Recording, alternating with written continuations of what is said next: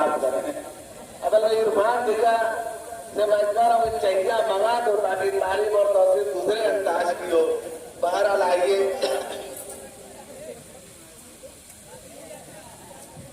शकील अहमद शकील साहब ने देखिए बहुत अच्छा कलाम पेश किया था।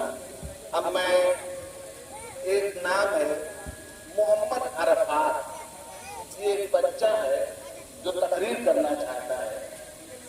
आप हजरात इसके हौसले को और इसकी हिम्मत को सराहें, इसलिए कि जब किसी बच्चे के अंदर ये वलवला जाता है कि मैं कुछ कहूंगा तो ये बहरहाल बहुत बड़ी हिम्मत और हौसले की बात होती है। आइए मोहम्मद अरफात साहब की तकरीर को सुना जाए। अस्सलामु अलैकुम व रहमतुल्लाहि व बरकातुहू।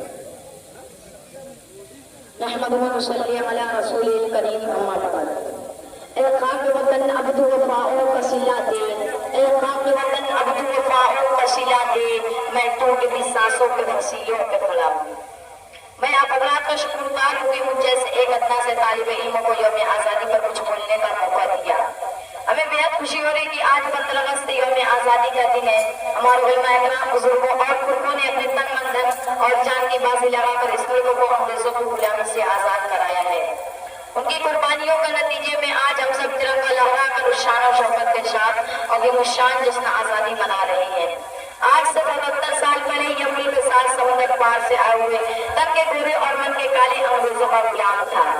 ईस्ट इंडिया कंपनी कायम करने के बहाने हिंदुस्तान की सरजमीन पर कब्जा करके हिंदुस्तानियों पर खूब जुल्म सितम और नाइंसाफी का बाजार बांध दिया और इस मुल्क के बाशिंदों का जीना हराम कर दिया। मुल्क हमारा था लेकिन हुकूमत उनकी थी, जमीन हमारी थी लेकिन जमींदार अंग्रेज थे। हम अपने ही मुल्क में अपनी ही जमीन पर उनके मजदूर थे। हम गुलामी की जंजीर में इस कदर जकड़े हुए थे कि इससे निकलना आसान काम नहीं था।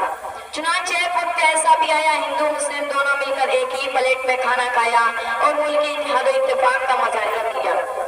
अंग्रेजों ने जब हिंदू मुस्लिम सिख ईसाई इत्तेहाद को देखा तो महसूस किया अब हम इस मुल्क में हुकूमत नहीं कर सकते। हिंदुस्तान के तमाम मज़हब को लोगों ने जब मुत्तहिद होकर अपने इस वतन अजीज को आज़ाद कराने के लिए अंग्रेजों के खिलाफ जिहाद की और बड़ी बड़ी कुर्बानियां पेश की तो ये जालिम अंग्रेज सात समुद्र भागने पर मजबूर हो गए और हम गुलामी की जंजीर तोड़ने में कामयाब हो गए। हमें अपने मुल्क को बचाने के लिए, मुल्क की हिफाजत के लिए इसी प्यार मोहब्बत और इसी इत्तेहाद इत्तेफाक की जरूरत है। अब मैं अपनी इन्हीं चंद बातों के साथ अक्षर से हो जाऊंगा। जब बड़ा वक्त गुलिस्तान पे तक हमने दिया, जब बड़ा वक्त गुलिस्तान पे तक हमने दिया, जब बाहर आई तो कहते तेरा काम नहीं। अस्सलाम वालेकुम।